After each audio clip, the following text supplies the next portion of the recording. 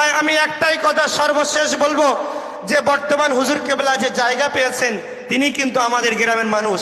আজকের তার উদ্দেশ্যে আমরা এখানে এত ব্যক্তি সব সমবেত হয়েছি। তাই একটাই কথা যে তিনি এই জায়গা কিভাবে পেয়েছেন, তিনি এই জায়গা কিভাবে পেয়েছেন। আমরা তো অনেকে এখানে বসে আছি, কিন্তু সেই জায়গা আমরা পেলাম না কেন, আর তিনি সে জায়গা পেল কেন? তার কারণ হলো এটাই, আমরা ছোটবেলায় দেখেছি তিনি ঘুটিয়ারি থাকতেন। ঘুটিয়ারিতে যখন তিনি এখানে আসতেন সাইকেল নিয়ে, তখনই তিনি আমাদের সর্দারের যে কোন ওখান থেকে নেমে হেঁটে হেঁটে নিজের বাড়িতে আসতেন। আমরা সকলে সুবহানাল্লাহ। এর কারণটা কি?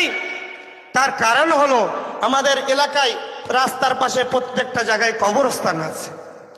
তিনি এটাই ভাবতেন যেখানে আমার পূর্বপুরুষরা শুয়ে আছে তাদেরকে আমি অসম্মান করব, এই কথা তিনি ভেবে সর্বসময় তিনি ওখান থেকে হেঁটে হেঁটে নিজের বাড়ি এখানে আসতেন।